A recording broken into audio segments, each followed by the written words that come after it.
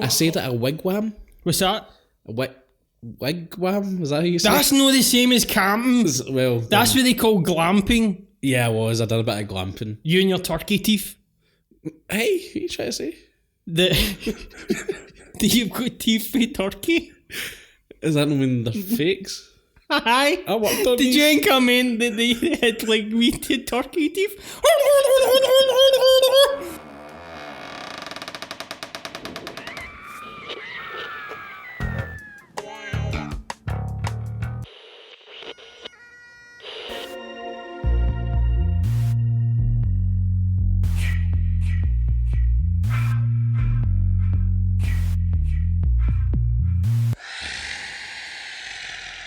Righto, I am so excited as you can probably tell.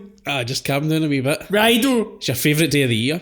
A group of councillors are brutally killed one by one at a summer camp held at the Camp Crystal Lake when the entrepreneur Steve Christie reopens the site, which was shut for years.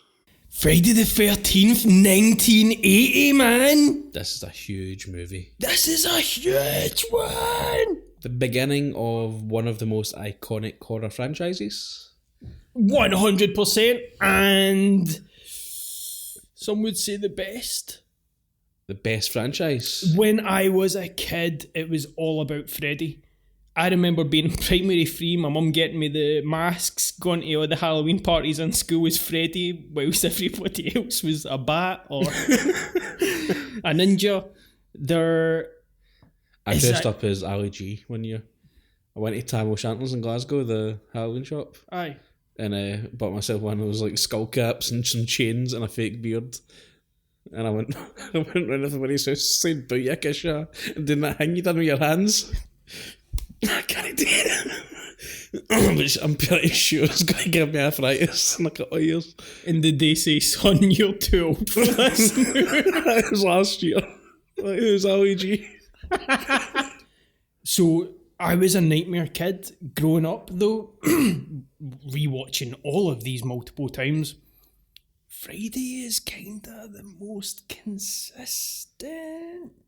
1 is really good, 2 is so solid, 3 is good, 4 is arguably the best, 5 kinda nuts but so interesting, 6 is my favourite. They go meta, it is wild, it's insane. 7 is Tina the Psychic. We go Jason versus Carrie. What about Jason X?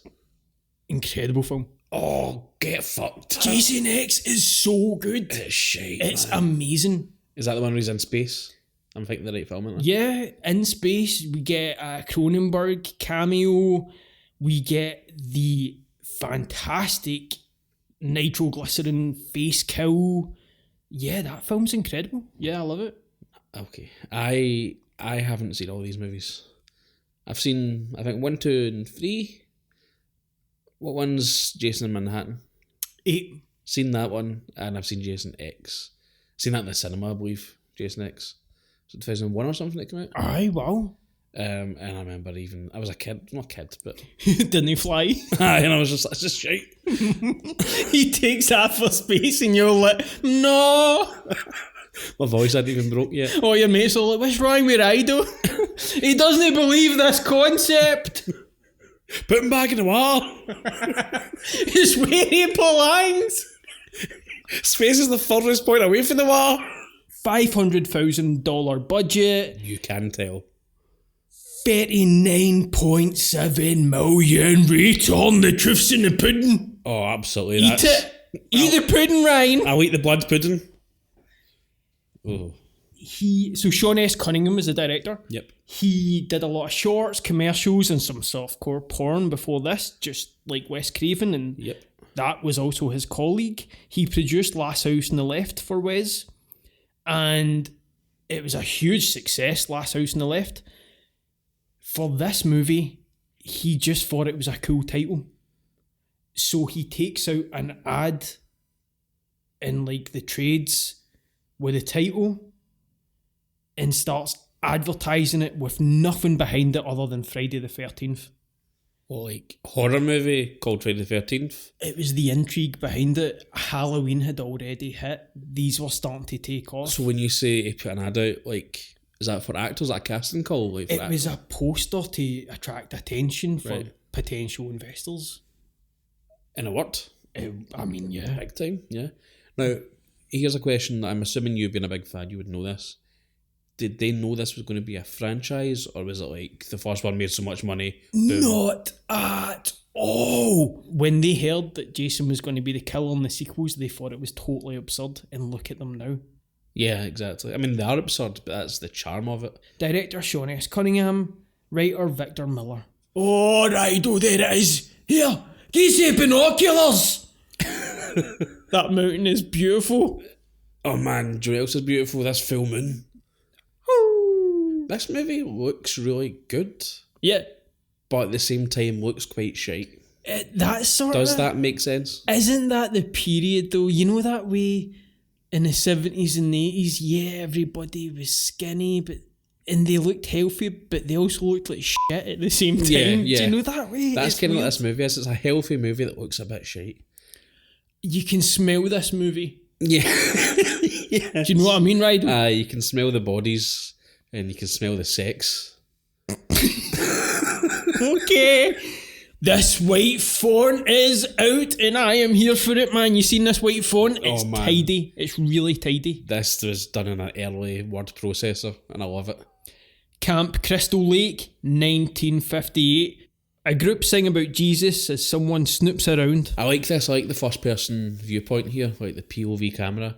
That's what I mean by it looks kind of shite. This is just somebody walking through a room with a camera, a handheld, and you can see it shaking and stuff, but it totally works. John Carpenter liked it, I know, man. He sat watching this like, I did it already, ya bams. And they were like, sir, You don't talk like that. you need to leave this cinema. Imagine John Carpenter just heckling other movies. I done that. Why is he Scottish when he shouts? And he's wearing shades. And he's just got A trench coat. oh man, and that big ghoulish hair. He's a pure ghoul.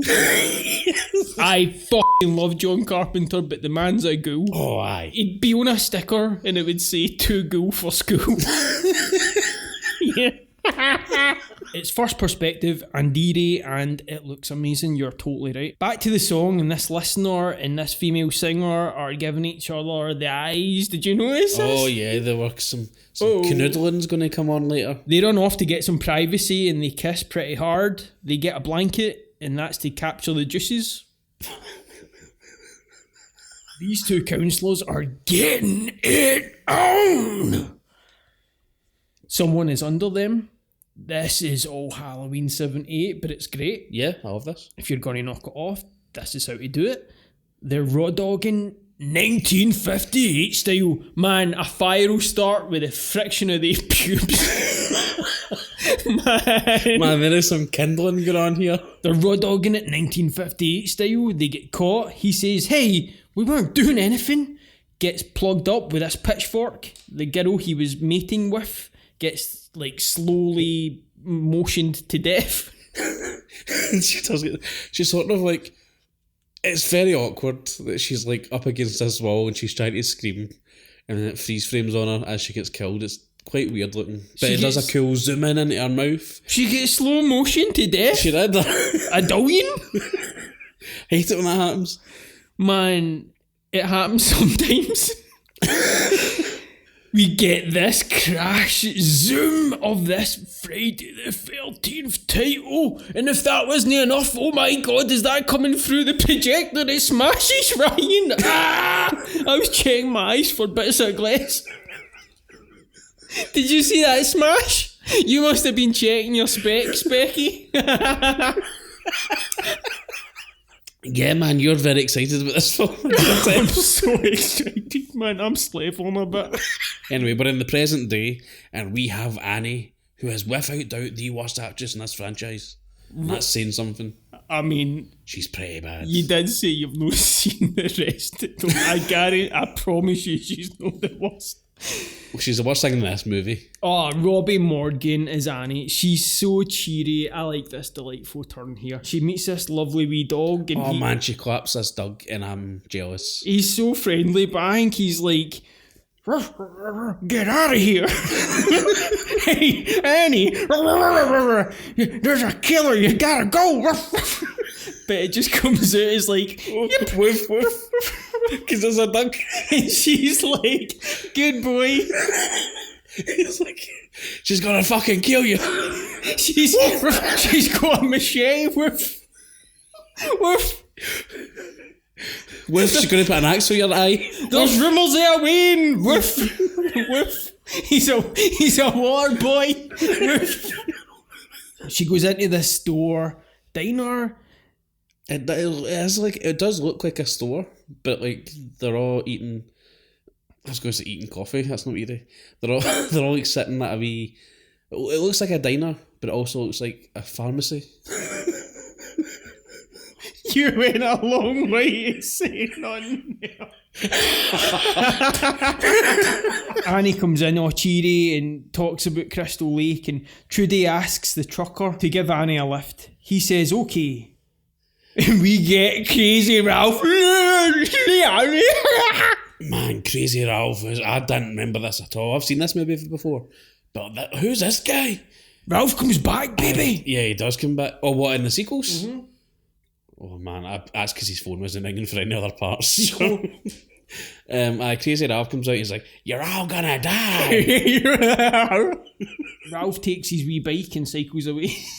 He's got a wee stupid bike, which makes him much less threatening. Steve Christie is mentioned here. We will not talk about Steve until that man is unleashed on the screen. Oh, I see you unleashed with his Daisy Dukes on. This is going to be our boss. She will be cooking for 50 kids and 10 staff. That is heavy going. That is a brutal job. That is an insane job. Like, think about one person cooking for 50 kids and 10 staff. You know, it's just going to be one of those big, massive pots of stew. Oh, like, it has to be just a pot or something, or soup or something like that. Watery spaghetti. Aye. And you want to get like one strand each. Sloppy Joes. Oh, sloppy Joe. Oh, that's a camp classic. You kids love your sloppy Joes, don't you? Remember that? Don Madison. It's sloppy Joes. I know how you... He's like, lady, you're scaring us. The trucker is being coy about this creepy camp. He says he does say it's called Camp Blood. That's a red flag right there. I would certainly say, can you stop the truck now and explain what you mean? Well, in fairness, he does explain, and this airheaded bitch doesn't give a fuck. He gives her every opportunity to get out of here. Yeah, he's like, please don't go. He actually begs her, he's like, please quit.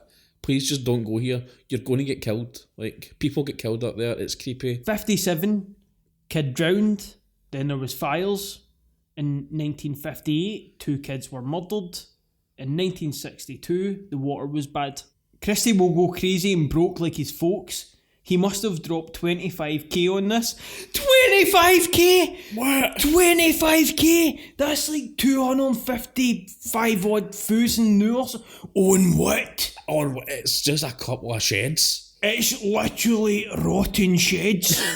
Rotten sheds that haven't been done up. They're falling apart. A fireplace, a generator that is made of fucking rust. Dusty chalets. Aye, and Don't manky toilets. The archery is appalling. Aye. They're all ripped. Aye, it's all the targets are all right. He's pocketed this money. Do you know what he spent his money on? That fucking motor that he's driving. That Jeep that you see him cutting about, and that's where the 25k's went. He went to the bank and he was like, aye, can I get 25k? And they were like, what are you going to do? And he said, I'm going to do up this camp. I'm going to change lives. I'm going to help the children. And then he gets out of that place with a check into his Jeep, and you hear and techno music plays. Don't know where he got it to because it's fucking 1979, but he's out of there. 25k? No way. I've seen this movie 80 times. If he dropped 25k, he's been done, man. He should phone Wee Dom. Do you know who Wee Dom is? Wee Dom? Still don't know who Is that he is. still on the telly? What, Dick and Dom? No. No. Who's me? Oh, you talking about Cowboy He Builders? goes after the Cowboys and he's this wee hard The wee man. bald guy? Oh man, he takes out cunts. The trucker calls Annie an idiot, tells her to be careful, then drops her off at a cemetery. That is quite funny. Pure creepy cemetery. The camera's dead weird, though. It's like a two-shot sort of thing in it. Is that right? It's just a focus on him, then a focus on her. It doesn't even look as if they're driving in the same car. She's really bad, man. I mean, they hurt me, but like, what the fuck? That's the best take they could get out of her. Or do you think they just never had enough money to film more takes? I like the setup. This is... The setup's fine, it's just her being like, you're being silly. We think this is the protagonist. Do you think he got her for one of his softcore porn shoots? Oh man, you are rough on this, broad. It's... I mean, some of the dialogue she's given, though, calling him an American original, talking about how this job is her dream. Yeah, she goes into that later on as well when she's like, my dream was to help kids, but for now this will have to do. And it's like, what in a camp for some scumbag? Introducing Kevin Bacon. It's mental how much better he is than everybody else. What do you think of this introduction with him? The banjo music is insane. This is like the start of Beverly Hillbillies. This is one of the most memorable things about this film, but we don't talk about it. This banjo music is insane. It's crazy. What film have they just came for? It feels like they're coming for a different set. Like, Deliverance? you see them coming in this car. It's what, Maurice, Kevin Bacon. It's Maurice. Is that not the last his name? Maurice? Marcy. I don't know, man. Were you calling her Maurice off through it? Aye, don't worry I about pure wish I didn't correct you, man. Oh, that'd have been brilliant. it. Ned, is that his name? This is Jack, Marcy, and Ned. Who's Jack? Oh, that'll be Kevin Bacon's character. I've just called him Kevin Bacon all through my notes. Because he's so famous, it's crazy. So Jack's making out with Marcy. Yeah. Ned's just like, oh. And all the way this is going on, it's like ding ding ding ding ding ding. But Billy Connolly's playing his fucking banjo again. He's in the boot. What am I doing in this boot? I can't see. Jack, you're getting halfway up. This motor's halfway long. I can't see my feet and my banana's still on. Fuck, he's the first to get murdered. Where's Ryan? How did we get here? Oh, there's an old woman. I'm going to go talk to her. Oh, she stabbed me. There's a big sign. What does it say? Camp Crystal Lake. Camp Crystal Lake. So we're introduced to Steve Christie. Man, Steve Christie and his Daisy Duke shorts, man. Woof. So we're introduced to this guy. Who is he supposed to be? A hunk? Oh, Because he's shirtless and he's wearing shorts. man, his nips are as red as he's a bandana. He's unfortunate looking into this guy. Do you know what I mean? Oh, Look, this guy, no, but like he looks like the 70s. Oh, He's got this weird tash. He's got a kind of weird haircut. I don't know what he's going for. this guy packed it in after he heard Egon was cast. Do you know what I mean? He was in some softcore, I'm thinking. Oh, definitely. Aye. Steve Christie's looking good. Red bandana, blue Daisy Dukes, little glasses. He looks like a sexy summer Egon. Why is he chopping anything if he dropped 25k on this? I would be in watching the Dukes of Hazzard. We get Alice, Adrian King. Alice is amazing. Alice is very good in this movie. What's she doing? She's like hammering a nail into a gutter. Steve AC gets them to work right away. Alice is basically adding a gutter to a cabin. 2 weeks they have until these Waynes are here. They are way behind. The point you shouldn't open. Yeah. But again, back in this time, there wasn't any like health and safety registrations. It's just like slap it up with some fucking glue and sellotape and just hope no kid dies again. Do you know what I mean? Slap it up. Do you know what I mean? Just fire that gutter up there And if it rains too heavily, it'll collapse, but don't worry about it. This is when Steve checks out Alice's drawings. She drew him last night, and it's kind of sensual. What do you mean, did they spend the night together last night? These two have been up to having the Rain movie. Oh, aye. Like the Blue Lagoon, these two discovering each other's bodies. There is good chemistry here. He says this isn't really her thing, is it? And I'm like, what, building a camping? What does he mean? I like, do you think her thing, do you think anybody's thing is like putting screws in a gutter? It's people like, you don't really like this, do you? And you'd be like, no. Obviously rain, I don't. Like, there's no internet for a good while yet. She just wants to draw her mad pictures, and then she's going to be surrounded by all these wains in this complete shithole of a camp. He's falling down around you. He sank like $2,000 in this thing and spent 23 on that Jeep. Aye, and another couple of grand on his shorts. He pays a fortune for stupid. He's just the amount of money he spent on denim. He has a good heart, man. He's just got an addiction to denim. We've all been there. We all went through the 90s.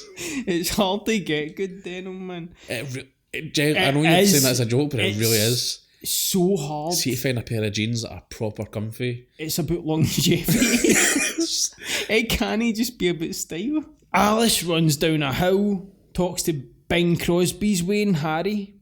Is that actually Bing Crosby's Yes, is actually Bing Crosby's Wayne. One of the ones that he beat up. Harry Crosby, aye, I imagine so. I don't think awful person. Not that make that up. Any of them were left to it, man. In Bing's path.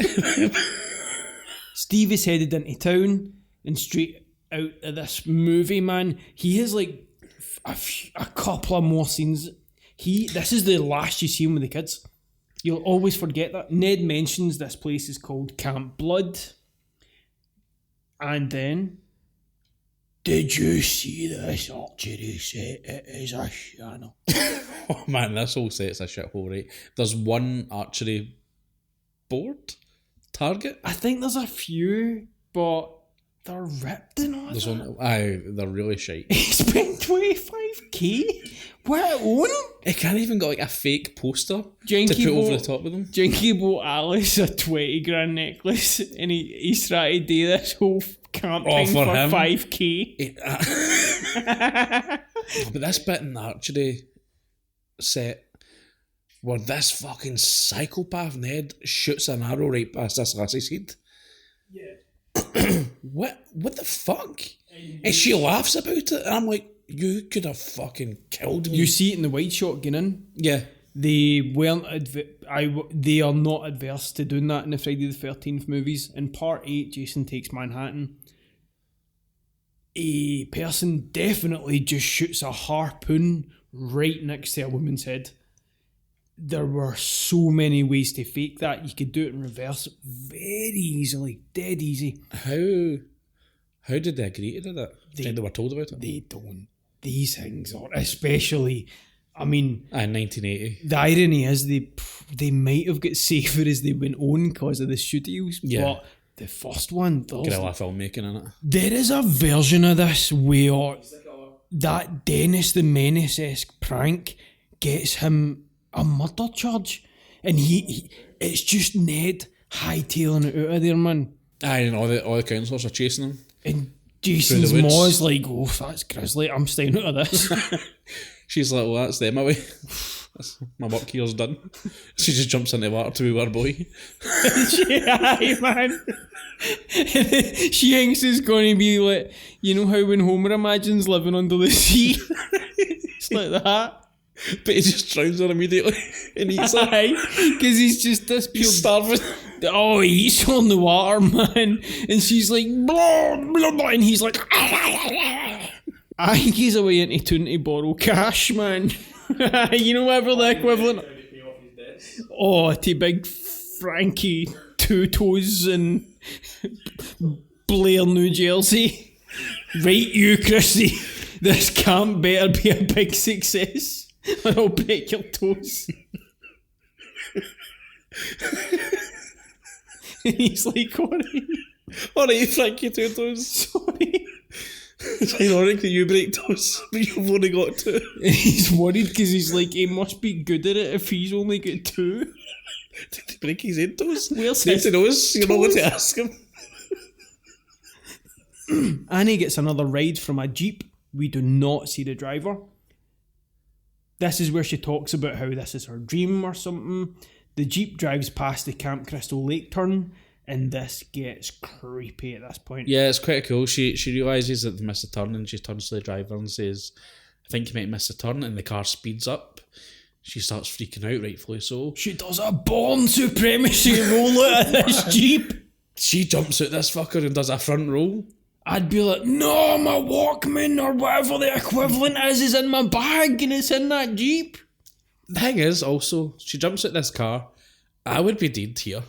Oh, I'd break my neck. I'd neck first. Do you know what I mean?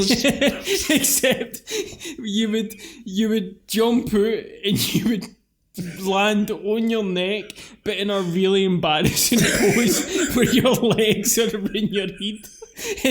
But the thing is, Rido, you don't roll, you just skid.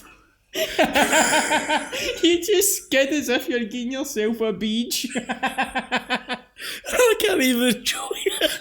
And you're going really fast. And at one point, you catch up with the Jeep, and she goes, oh my god.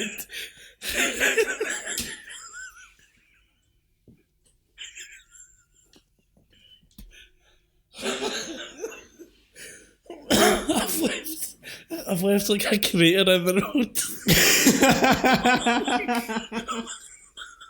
Like when Zod punches Superman. She runs through the woods. Unceremoniously just killed here. Like, it's not very cinematic, I don't find. Do you know what I mean? I find it brutal. It's definitely the kind of Drew Barrymore thing. Yeah, totally. But it's just the way that, like, she's running through the woods, she tries to hide sort of behind a tree, she turns around, she sees somebody, and it's just like unceremonious, just bum throat slit. I think her chest or her belly slit as well. You know, it shows you it's grisly. Oh yeah, it's very violent. All the deaths in this are very violent. Here we fucking go. It's, you know... Yeah. I mean, we associate this with the 80s. This is a 70s movie. Yeah, with the violence, definitely. 79. The kills. And I mentioned it in my review, but this is just before the most glorious year in horror in 1981, when it goes balls to the wall crazy with gore. This is tame in between, but the kills are grisly. Yeah, there's not a lot happening in this movie, like, in terms of violence, but it's like the kill shots. This is the money shots, if you will, are like... Which is what the great Tom Savini describes it as, the money shot. Mm-hmm. And you know where he gets his ideas from. He was in Nam.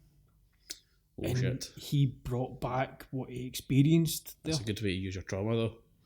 100%. So when you see what he's done in Dawn of the Dead, projects. Yeah, this, like, the intestines look real. They're real grisly, like, in his work in this. The 4K is unforgiving, unfortunately, but if you're looking at that, come on, that's so... No, you enjoy it for what it is. Totally. Aye, and it's still great looking. It's still quite hard to look at some of these deaths. Poke fun of it, but you know what? I couldn't think of that. That's so cool to do that. The colour's a little off from time to time. Again, if you're looking at that and not the blood spraying everywhere. I don't care, man. I don't care. Pure loads of work to do, and they're playing on the dock as soon as Christie's off, man. Do you want Kevin Bacon? Handsome. Good looking boy, man. Handsome boy. Good looking boy. He looks a bit like real Bacon now, but like back then, handsome boy. Oh, he's still alright. No, that's Ned needs to go, man. He's a prankster. No, he's a psycho. He's the psycho for last week. Ned, so far in this movie, he's made loads of creepy sex jokes. He's shot an arrow at a woman's head and just missed her. And then he pretends to drown, like full on commits to pretending to drown.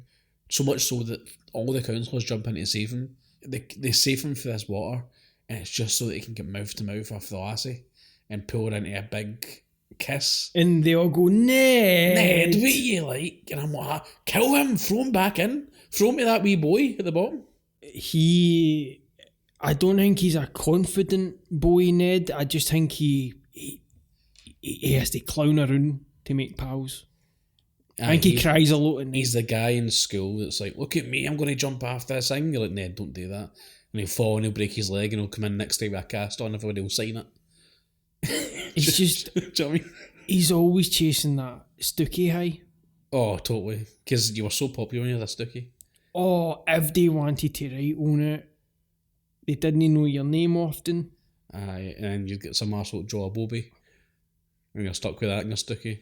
And your mom's like, who drew that? And you're I like, don't know. I don't know. And she's like, who drew that? I'm driving you out of the school. I'm phoning that office. Who is it? Go, Ma, you don't drive. And she'll go, I'll get a Morphe somewhere. She hotwires a car. Fucking belts it to the school. Somebody drew a Bobby. Hanging on for dear life, man. Somebody drew a Bobby in my son's Stookie. I'm not leaving here till I find out what did it. Begbie style. Throws a glass that she brought for him. Alice, in this brutal snake death, which definitely happened. Oh, they just killed a snake for this scene. It's definitely confirmed. Like, how you couldn't have just took that out and then flung in a bit of rubber. Also, this scene is completely unnecessary and does nothing for the plot. Zero for the plot. Like, why is this scene in the movie? It doesn't make any sense. Unless it's like somehow down the line later on in the movie we're told that Mrs. Voorhees put it in there to try and kill one of them. I think that snake was like, guys, be careful, there's a killer. What do you think? All the animals can talk. In some alternative reality, you've got like a Dr. Dolittle type version of this movie. Alice, I think Steve likes you. Show me your tits. Oh my god, you took that to another level. This wee snake's I am the creep. Alice shouts on him, he runs into the room, and then all the counsellors follow. They end up just destroying this room. Kevin Bacon flips a bed. This poor snake, just crawls out from under it, and he goes to town on it with this machete. It's awful. He chops it up twice. It's so sad. It's really depressing, aye. Marcy makes a really bad joke about knowing what's for dinner. And they all laugh, they'll go, ha ha ha. I'm like, you just killed a snake, man. The cop shows up. This is Officer Dorf. Man, big Dorf. Again, just like the snake, means nothing to the rest of the movie. I thought this guy was going to come back on his bike and save the day. Kevin Bacon walks up and he says, "You've been smoking, sir?" He's like, "I don't smoke, it's bad for you." He goes, "You know what I mean, the grass, the hash, the weed." Yikes. I know, it's 1980. Do you catch Ned with this headwear? Right, man, me dog. This is one of the scenes that you go, I thought he was here to lift him. he should have. Ned is wearing a Native American headdress and dancing about and doing the whole, the hand over the mouth thing. It's pretty blatantly racist, man. The cop is searching for Crazy Ralph. This is when we learn Ralph is married, and I think there's somebody for everybody. Peels out of there, does this really crap 360. Did you see that? Yeah. Alice does the dishes, and she finds Ralph in the pantry. How did he get in there? I wouldn't touch you. Fucking hang in that pantry, all that entire cabin. That pantry hasn't been restocked since 1958. What do you think he's been up to in that pantry? His rum is oil that Ralph come. Copyright. He warns them again. He tells them that they're all doomed and then fucks off on his bike. Probably with pockets full of panties and passports. They cook dinner and this place looks so authentic and gross. Again, where's this money went? This place is disgusting. Ned's just doing everybody's tits in He's the just background, a pure man. pest, isn't he? Oh, Like, there's always one of these. At least I appreciate that in these movies, these slashers, when there's a group of teens, there's always the one annoying one. The one that's a little bit too perfy, a little bit too obnoxious. That's Ned. I would get that snake or what's left of it and jam its fangs in his neck and say, "Oh no, it's still alive! Help!" And nobody would help because they're happy to see it happen. Aye, like, they just push him back into the water and hold him down this time. Oh no, he drowned. How unfortunate. And then Ned's ma shows up for revenge. The cycle continues and just drown another annoying boy. Battle of the Moss ends up this ghostly lakes full of these ghost boys. Do you know that's one of the unused plots for Freddy versus Jason, and there's a lot of them. I'm sure. A book full, and it's a glorious book, Slash of the Titans. And they talk about how they were going to make out that Jason was diddled by Freddy at summer camp in one plot they didn't use. I mean, I can see why they didn't go with that. Wasn't there a... You would know this better than me. Wasn't there like a movie, one of the Nightmare on Elm Streets, where they suggest that Freddy wasn't a diddler and that he was framed or something and they burned the wrong guy? The remake heavily...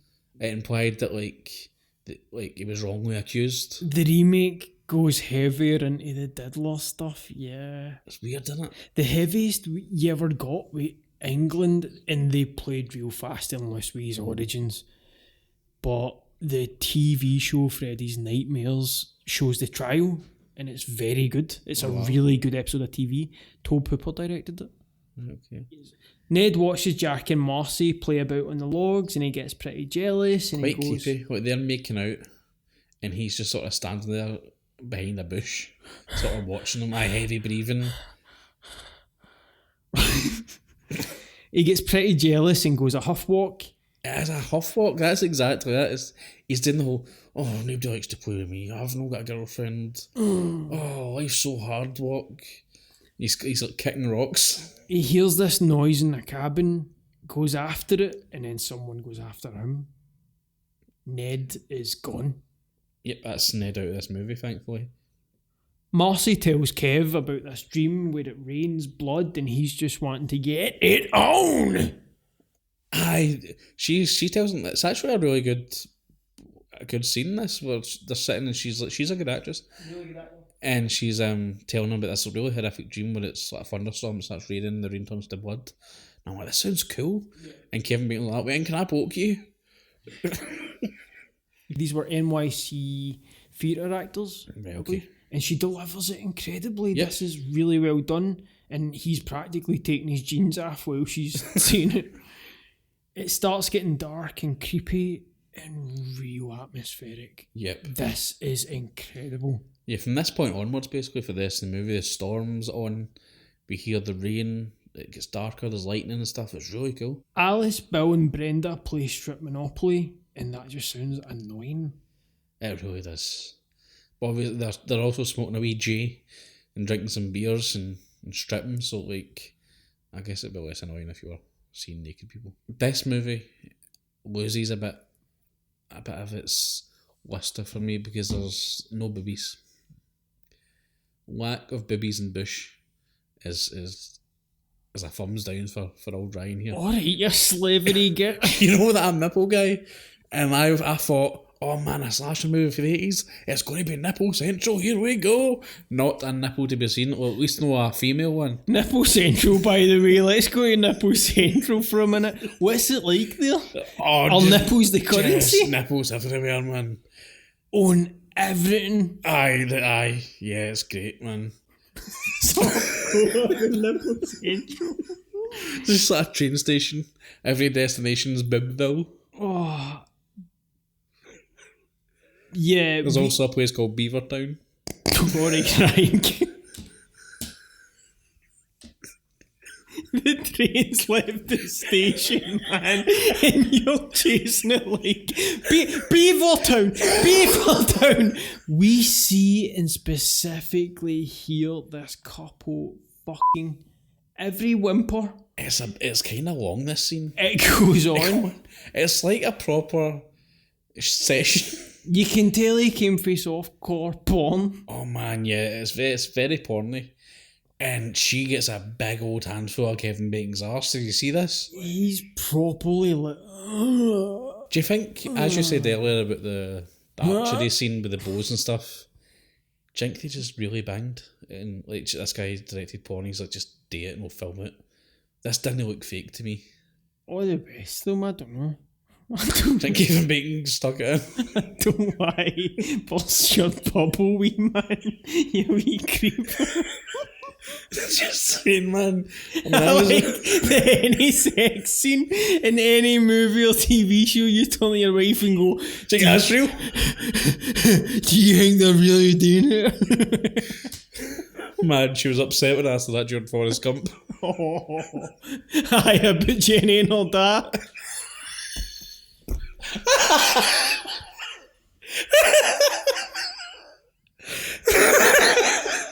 Bacon's got full on hand on boob here. We hear him finish. Yeah.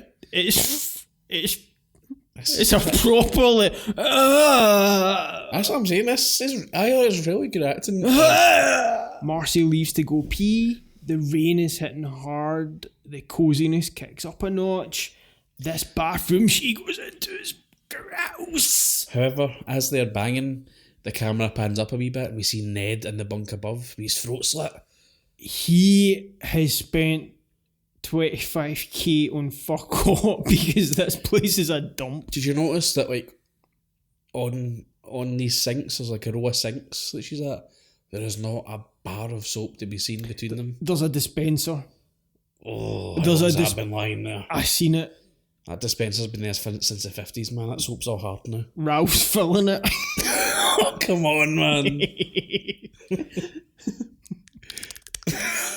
Marcy gives an okay. I think this is a Catherine Hepburn impression. It is, I think so. Or I thought it was Elizabeth Taylor, maybe. Was it Taylor? Then tries to wash Kevin Bacon's rum off her hands. Pure Shannery, I think. It's come, but we're okay. She's gonna be there for 40 minutes with this water pressure. Did you see it? Oh, this sink's a Shanna. Marcy starts looking around, then gets it in the face, and it is solid. Amazing. With a fucking axe. This is just a sound effect in a shot. It's nothing. Yeah, you see her scream a couple of seconds too long. She screams, it shows you the axe swing, and it just cuts to her with the axe through her eye. And it like sort of through her head / eye. Right it's through her gruesome. face. It's brutal. It's and so cool. Great death you should be so proud of. Yeah. Back to Strip Monopoly. A strong wind blows and Brenda takes off because she thinks she's left the windows open in her bunk. Well, this is happening. Kevin Bacon's in his bunk. He's by himself. Marcy has went into the toilet and he's sparked up a J in his bed. A wee post-sex J. He's got that glow going about him. The stank's kicking off. He's like, man, He's feeling good. I'm feeling good. I'm going to get high. Yeah, as you would, man. Like, you're young, you've just had sex with a beautiful woman, you're smoking a big J in a bed. Nothing bad can happen next. Ned isn't he a boot? Well, it turns out he is a bit. Because I love this little detail, this scene. I'm sure you know what I'm talking about. But right before Kevin Bacon dies, spoiler, there's a little drip on his head, obviously coming from the bunk above. And it's like a nice little fake out here. Because you think what's going to happen is he's noticed the drip and he's going to investigate and find Ned's body. But like a second after the blood drips onto his head, out of nowhere, from under the bed comes a fucking harpoon. Boof! Amazing. Right through him, right through the bed, right through him, and it's a pure great death. Is it an arrow? I don't know, it might be an arrow. It doesn't really show you in detail, it's just something, a big spike of some kind comes up through the bed. Again, you mentioned it, you alluded to it earlier, and there's other ones that are worse, but that would suggest that this old woman, Mrs. Voorhees, has been lying on the bed, listening to these people shag for what's been like 20 minutes. Listen to him come. Oh, Listen to her. quite something else. Come with a K, because it's Kevin Bacon. Rum. She's got a bed, went to the toilet, he's laid there, sparked a J, and she's thought, right, now's my moment. See if she timed it right, she could have got them both once, on one, like a skewer. Like a kebab. Which happens in the sequel. Spoiler. Yeah, true. But do you know what I mean? Like, Yeah. it's just... Obviously, it's a film and I'm thinking too much into it, but like the fact that she was lying under that bed for how long? Probably getting hit by the springs when they were going at it. Do you know what I mean? On the face and all that. She's had to bite her tongue and they'll be like, What do you stop her? She's had to just wait there patiently. She's still wearing that big, pure boiling sweater. She must have been roasting. She's pure sweating. She looks so hot for this entire thing. And things are dripping on her and she wishes it was Ned's blood, man. Anyway, Kevin Bacon gets killed for under the bed. It's cool. It's a real good death. Glorious. It's so amazing. Yeah. I imagine if you're watching that in a cinema in the theatre, that was a big scare, like a jump scare kind of thing. Because it comes suddenly on it. Would you like to have been there for the first time to see when it was like? Do you know what I was like? Let's go! Let's go, me and Billy. Come on, Billy, we're going to see Friday 13th. Well, hello everybody! Ryan, is this the one with Jason's ma? What are they all booing for? What? Jason's... Boo! Spoilers! He's like, you know, seen this? It's an awful, Gene. Have you seen... Pause! Oh, Billy, they've in the future has seen pause that's in it. I've brought copies with me. £10 for a VHS. What's a VHS? Hey buddy, what's this about a VHS? Ryan, if we came back to Chicago again. Here, you want to get buy a copy of Boondock Saints? I've got a gun in it. It's a sequel, unfortunately. We get Steve C. Steve C is back and he's having a diner meal. He's been sitting in this diner all night just dreading going back. Oh, he has been having a real Ken Loach film to himself, thinking, how am I going to get out of this hole that is Camp Crystal Lake? That was so much money. That was so much. Blew that money. You know that scene in It's a Wonderful Life where he's weighing up his life? You know that scene in It's a Wonderful Life where he's weighing up his life insurance? He is a ball-hair away, right? If you're going to that bridge. He's just going to put stones in his pocket and walk into Crystal Lake. By the way, did you notice the sexual chemistry between... This waitress wants to bang Steve like nobody's business. Sandy and Steve have something... Why is all these non-characters getting names, by the way? Oh, and I don't know why I've wrote most of them down. I really care. Oh, that's nice. They have a flirt. She gives him some mad eyes. He pays up and takes off in the Jeep and she gives him some bye, Steve eyes. Did you notice the eyes? Oh, yeah.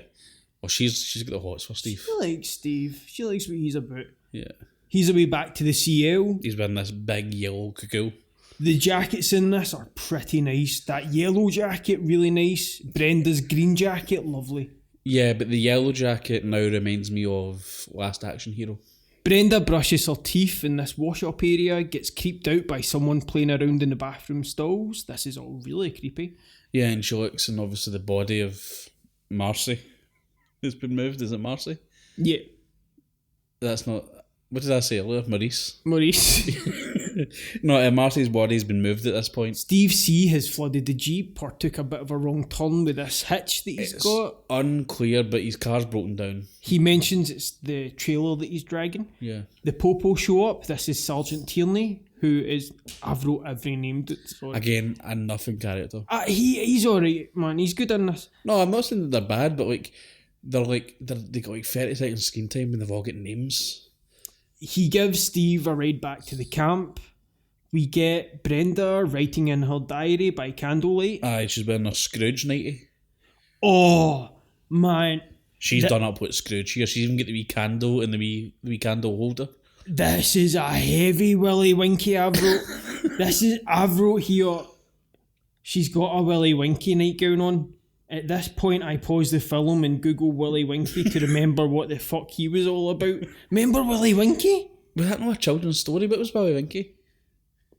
I don't remember. It wasn't that interesting, clearly. It's wee Willy Winky. It's a like nursery rhyme. Yeah, that's right. Yeah, that's what I meant. Children's story, nursery rhyme, yeah. Brenda is distracted by the screaming of a child in the distance, and this sound mix is amazing with the rain. Really, really good. However, so creepy. This is one of the problems with this movie that I've got a wee bit. Why does she do this? Mrs. Voorhees, that is, I know we don't know who it is at this point, but she could have just went into the cabin and slashed her throat. Oh, but she's insane. Oh, she yeah. is. Oh, yeah, she's definitely as you say, starts talking to herself and stuff later. And kills it when she does it. Like, Yeah, no, she's great. Incredible. Brenda's distracted by this screaming in the distance, screaming, "Mommy, Mommy." Brenda just wanders about in the pissing rain. Put your jacket on for the weave. I would have slapped the tunes on and went for a sleep. 100%. I'm like you. I'm a big shite bag. If I'm in the middle of a thunderstorm in a cabin in the middle of nowhere by myself, and I hear somebody going, "Help me" from the woods, I'm like, nope. I'm no scared. I just don't care. If I heard a meow, I'd be out there in a heartbeat. If I heard that screaming, I would still be looking for Wally in my Where's Wally book, and I'd pull my duvet up around me, never-ending story style, with a wee flashlight, looking for Wally. And just hope nobody bothers me. Brenda wanders on to the archery area, and this is amazing. And it's just the flick of a switch. Yep. And it's such a great, intense little scare. Did you like that? Yeah, the floodlights come on. She turns around and she's in the archery place. I was expecting her to be hit by an arrow here, because I thought the lights are going on, she's standing next to the target. I thought, oh, this is the next death scene, she's going to be hit with a bow. It's a good fake out. Yeah, but it's a good fake out. So we cut here back to Alice, who's tending to the fire. Yeah. Bill comes in. They're both worried about Brenda. Alice thinks she heard her screaming, and then she noticed that the lights went on, but they're not on anymore. Bill says he'll go check, but Alice says that she wants to go with him, which is a good move. What else she going?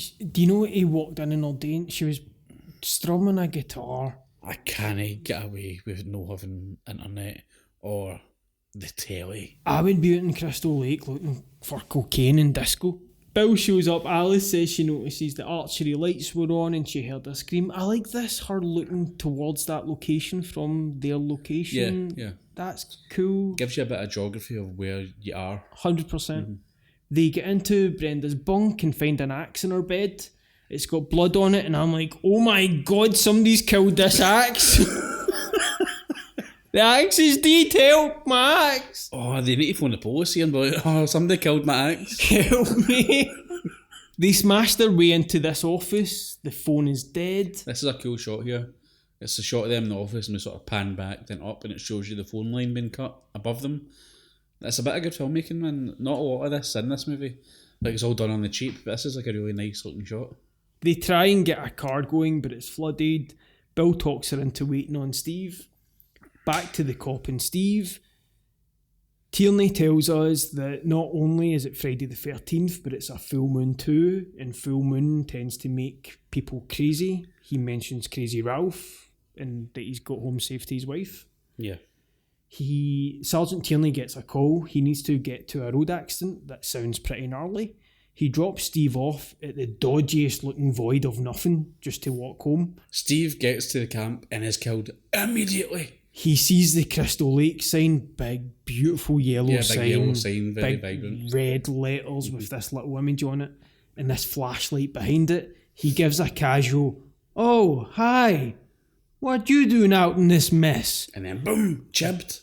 Is that how he would have... I know they had to keep it neutral. Mm-hmm. I know what they're going for. Keep it as blank as possible so we can apply it to whoever the killer is, whoever we decide.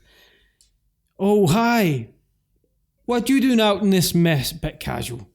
For somebody that he knows of. But in fairness, they did mention earlier in the movie that he does know the previous owners. But it's probably really late at night. Or really... Yeah, probably. What you doing? Like, why are you here? Yeah. Because he's clearly right next to the camp. Mm-hmm. Yeah, he must be very... I would be very confused. When be like, oh, it's your cell. What are you doing? You'd be a bit like, are you alright? What are you doing out here? He gets plugged up. He gets put immediately. Like, this cop lets him out. He jogs to the camp, and immediately he doesn't even get past the sign, and he gets chipped. Someone kills the lights to the entire camp. It's amazing. Yeah, generator gets turned off. That's cool. Bill goes to check it. I wouldn't be doing that. Well, first we get him lighting these 2 oil lamps for 20 minutes. Aye. I know, man. He goes to check out this generator. Alice conks out in this manky couch. Oh. You wouldn't be sleeping. All your friends are missing. The lights have been turning on and off. You found a bloody axe in a missing roommate's bed, and she's like, I'm away for a nap. I'm away for a kip. Tell us how you going, Bill. Bill pure mucks about with this Jenny to get it going. Man, this is eating up a lot of screen time, this scene. Alice wakes up and boils a kettle. for about 10 minutes, and then she goes to look for Bill. She checks out the generator room and finds Bill behind the door, and it's gruesome. Yes, it is very gruesome. He's got an arrow right through his eye. It is really sick to look at. Again, though, this is maybe what you mentioned too, the feats of physical strength. He's like pinned up to the wall. Like he's raised up. You know what I mean? Which means that in order to do this, she would have had to have like lifted him up and like put the arrow through him. Like she's not done it with a bow. She's like just stabbed him with this arrow. Eh? How is an old woman lifting this young man up like that and then like impaling him with these arrows? And that's not being deliberately rude. You or I would struggle with that No, task. like, you're lifting another person up, holding them against the wall with one hand, because the other hand you would need to use to do the stabbing. Like nobody's that strong. You couldn't do that. I couldn't do that to you. You couldn't lift me No. Above. With one hand up, hook me. hold you in place and No. try and stuff. Like, it just wouldn't happen. You would need like a winch or something. Yeah, You would need some pulley or something like that. Again, I know it's a movie, but I'm just thinking at this point. Again, if it's Jason that does it, you believe it because Jason's a big monster in like the sequels. Do you know what I mean? Like this big guy with a hockey mask on, but Big brute. that is just a wee old lady. So it's like, how has she managed to do these feats of strength? And then we've got another one coming up soon as well. Alice gets back to base. She throws a rope over a beam, and I'm thinking she's going to Suicide Town, and I'm like, Jesus. I'm thinking I'll be aware. Like, cause I'm just going to, I'll just end it. You getting out of there, man? Aye, I'm good at my own terms. And then she barricades the door with all this shit, and I'm like, what are you doing? They're eating up a lot of screen time here with these. Because she does this, right, and then goes into the kitchen, and then moves all this stuff and goes back out the door herself. She kicks about the cabin with a baseball bat. She rests against a window, and Brenda is just thrown through this thing. How are you getting the velocity? Like, I'm imagining Mrs. Voorhees has some sort of catapult system here, because in order to launch somebody through a window, you can't just do that. Because Brenda flies through this fucking window, man. She like flies, a sack of totties. Like a sack of totties. I don't know how Jason's mom managed that, but okay. Aye, yeah. Alice sees lights from outside. She sees it's a Jeep and runs out. She thinks it's Steve. But it's Mrs. Voorhees. It's really funny to me that she must have chucked Brenda through this window and then sprinted to this Jeep. Oh, so fast. Because she comes for like the site as if she's coming from the main road into the camp. So she must have parked her car up there, left the engine on, kept the door open, chucked this broad, chucked Brenda, then ran back. That would kill me in my asthma. Oh, this woman's about 80-year-old. She would be dying, man. She introduces herself. She is a friend of the Christies. I adore Mrs. Voorhees' design. This big, chunky, knitted sweater, the short hair. Betsy Palmer is she's incredible great, in this, man. Like, she delivers the lines. She's proper creepy at the start as well, where she's been all nice and calm, and she's like, you don't understand, they're all dead. She's like, it's fine, I'm not scared and stuff. That's creepy, man. Reminiscent of Anthony Perkins last week. Yep, both definitely. Hold the line solid until that turn. And it's a stunt casting. She was a sweetheart. Yeah. And totally amazing in this. She does freak out almost immediately as she tells the story of the boy who drowned whilst the counsellors were having sex. She says she was the cook. She says Jason was his name and today is his birthday. It's chilling line as well. It blends in and out of this gigantic ocean and just this kid drowning in the middle. It's chilling. It's horrible with the screams. Yeah, and he's shouting, "Mummy, help me," and all that sort of stuff. These two get into a straight up table ladders cheer match. Alice fights her off with a poker. Alice would turn this old lady into soup. Right. So this is my biggest problem with the movie. There's a couple of problems with this movie. I like the movie, don't get me wrong, but when it's revealed that the old lady, it's a good twist. You're like, oh shit, man, it's his mum. That's a cool twist, whatever. But then you start thinking about it, and it's like, how has this old broad been getting about like this camp and killing all these younger, fitter people than her with ease? with ease. And then, this is the most annoying part, once it's revealed that it's Mrs. Voorhees, she just loses all the ability to be a murderer, and she's terrible. Her aim is terrible. She takes a couple of swings at Alice and completely misses her. She gets whacked with a frying pan. She gets hit with a frying pan. She has Alice cornered in the pantry. She's got a machete in her hand, and Alice blocks the machete with a frying pan and hits her in the face with it. And it's like, where's this murderous, efficient killer that I we've been think her territory's the shadows. Yeah. She's no good indoors. No good with the lights turned on. Alice runs away and Steve falls down from some height. This is the one I've got problem with. Where did she... Do you know what? She could have roped him up. Again, but how do you do it? Do you tie a rope to his feet, throw the rope over a lamppost or something, and pull him up? To a Where's tree. she getting this strength? You do it to a tree, and then you tie his head to his legs so that he's in the position that you were in when you rolled out that truck. Right, self-beige. A self-beige, and that's how he fell. It's ridiculous to think how she got him up Maybe there. she used the car. Like, she tied the rope to the car and then drove a wee bit to pull it up. It's ridiculous, aye. Let's just go with what you said. Mrs. Voorhees watches and says, kill her, mommy, kill her. That's kind of cool. Alice gets to this sort of boathouse. It's like a boathouse, yes. She finds a gun, but she can't find the bullets for it, so she just points this gun with no bullets in it at her. Well, Mrs. Voorhees gets a lecky gun. She finds Alice in the boathouse. They go back and forth. I thought, sorry to interrupt, but I thought that Alice was going to go like final girl here. But she is the final girl, but I thought like she was going to get tooled up and like start fighting here, but like she does nothing. She has this shotgun, this double barrel shotgun in her hand, and she misses her with it immediately. She's so shite at fighting. But it's kind of cool how real it is. Oh yeah, because like they're just knackered in between fighting. Yeah, you're panic fighting. Like it's like seeing movies where like suddenly somebody knows how to like do karate when it suits the narrative. But in real life, like if you don't know how to fight, you don't know how to fight. Like this wee lassie who paints and gets poked off. It's quite natural the way it's quite wrestling. Yeah, they go back and forth. Alice hides under the barge and Mrs. Voorhees runs past. Alice runs back to the cabin and turns out the lights. She goes to sneak behind a bookcase. She realises that's a stupid thing to do. She goes into the pantry and the lights go on behind her. It's so creepy. Yeah, I've got a wee thing. Why has the pantry got a lock on the inside?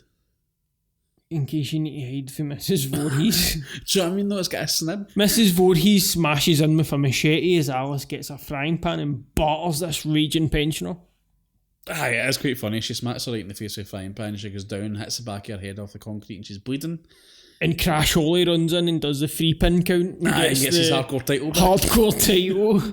Alice leaves towards the lake and just sits on the boat. This is what I like. She just sits and sort of thinks, what the fuck was all that about? Voorhees appears and these two scrap it up. Both actors are brilliant in this scene. Rolling about the sand, having a beach fight. Betsy Palmer, Mrs. Voorhees, smashes Alice's face into the sand, and she physically did do a lot of this, and she got into trouble for it from the director and Alice. Did she? Absolutely. But it looks real. That's great. But she was supposed to perform. She wasn't supposed to actually smash, because you see her smash her face into the sand. It looks sore. Alice gets the better of Mrs. Voorhees and then grabs the machete that's been lying on the ground. She reaches for it. Mrs. Voorhees goes for her, and she just swings and decapitates her, which looks cool. But then Mrs. Voorhees, despite being decapitated, still manages to get the two fists up to do a big clenched fist pose. And did you notice these big hairy knuckles? Oh, is that a guy? Yeah. Stunt double? Yeah. Why can she do it? They're the talent. They will not usually stand in for things like that. I suppose. She's like... They've got a schedule. No. You can, hey, stuntman, whilst you're eating that egg sandwich, stick this on while she goes and shoots this scene, because time's money. Yeah, that's true, aye. Alice takes a canoe and heads further into this nightmare, not realising she's stuck on this lake. She should have took the jeep. Does try to take the jeep, and she sees Annie's dead body in it, and she freaks out, remember? Which is kind of cool. So it means that Mrs. Voorhees went back after she killed her in the woods. She dragged her and drove about with her in the car. She moved and played with the bodies and stuff. Yeah. It's really creepy if you pick it apart. Definitely. Alice takes a canoe and heads further into this nightmare. She passes out or falls asleep. She drifts until morning on this lake. The melancholy music kicks in. We haven't spoken about Harry Manfredini's score. This is solid. Very good score. Right? It's not like... Oh, that is iconic. Totally iconic. What is that? It's Kill and Mommy. Right. And it's repeated on a... You can find out a reverberator. Police arrive in the horizon. An exhausted Alice lifts her head as she notices them. And then this... It's a happy ending. It's a wee happy ending fake out. Did you turn off after this? Aye, I thought, alright, good, she's on the boat. Rido? What happens next? The ghost boy pops out the water. Oh, you know, I saw this. Oh, how great though. Oh man, it's amazing. I know I say this a lot. I wish I didn't know this was coming. Because the first time seeing this must have been amazing. It must have been incredible. Yeah. Tom Savini talks about how he was able to get into cinemas when he would explain he worked on the film. Mm-hmm. And he would go into multiple screenings just at the end react. To see everybody react. Is there a greater compliment? That's incredible. Yeah. Alice wakes up in the hospital, asks if they're all dead. The cop says yes. She asks if the boy is dead. And the cop says, what boy? He goes, Jason, he's in the water. And he's like, there wasn't any boy in the water. Ma'am, we didn't find no boy. Yeah. There ain't no boy. And then she basically... Out in that lake, ma'am. That was good. That was a good impression. And then she basically looks at the camera and goes, that means he's still there. Music kicks in and we do this slow zoom into the lake and it's incredibly inspired. I love that shot. Ryan, Friday the 13th, 1980? It's kind of crazy considering when you think Friday the 13th, you think Jason, you think Hockey Mask, and this has none of that. This is just an old-fashioned slasher movie. Horny teenagers go to camp and they'll get killed one by one. A movie we've seen a million times before and after. But this is really good. I enjoyed this much more than I thought I was going to. I seen this years and years ago when I was like a kid, like 15 or whatever, once. And I liked it. I thought it was okay. But I enjoyed it so much more watching it again. I just appreciated the little things more here. I would say that some of the acting is a bit iffy at some points, but they're kids at the end of the day. I mean, these are genuine, 17, 18-year-olds. I mean, I know obviously Kevin Bacon went on to be a megastar, but nobody else really did, to the same level. So yeah, rating's going to be difficult for this one because I really liked it. There was some problems. I think I'm going to go with a very, very solid, very good 3.5 out of 5 coconuts. Okay, cool. Totally liked it. Friday the 13th, 1980. It's cheap, it's full of imagination, and it helped continue to change the game. It's in the 80s, but just barely. It still holds on to a lot of that 70s aesthetic. Definitely. Part 1 is still relatively mild before that juicy 1981 is unleashed with all that blood, beasts and gold that we all cherish. Friday the 13th Part 1 is more in line with a giallo. The teen camp hijinks meet the killer in the shadows. It's really strong. This cast are amazing. I think they're really great together. The score is incredible. It just doesn't feature the big guy. Yeah, of course. It's fun, it's silly, it's atmospheric as all heck. I could watch this again tonight and not be bored of it. I really like this movie. It's fantastic. It's cozy. I think the atmosphere captured in this film is quite remarkable. It just isn't my favourite in the series, but what a launch. 4 out of 5 coconuts. Nice. Man, you stick me Halloween then? It's a big week next week. Big week. Do you want a tease? I would like a tease.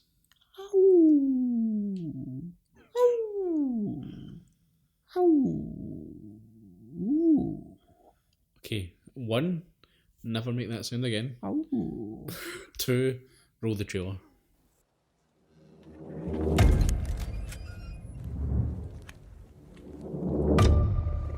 Those things out there are real.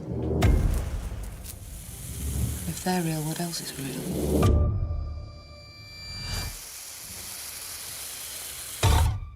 You may never get another night's sleep as long as you live. Now, as of this moment, as far as we're concerned, we are 50k behind enemy lines. Now, expect nothing less than gratuitous violence from the lot of you.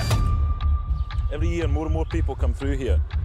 Every once in a while, they don't come back.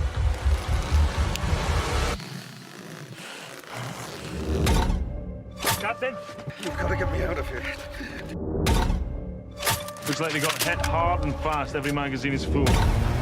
From here on in, the exercise is over. Exactly what is it we're fighting against? Lycanthropes. That's werewolves to you and me. You came here because of them, right? This was supposed to be a routine training exercise, and that's all. Quick to survival relies not in running and hiding. Salvage whatever weapons you can find and stand to. Shut down the generator. Why would they do that? Because they can see in the dark. And you're afraid of it. There was only supposed to be one! You tore them to pieces! This in front of my eyes! Honestly, what are our chances? So, if Little Red Riding Hood should show up with a bazooka and a bad attitude, I expect you to tin the bitch. You're bloody loving this, aren't you?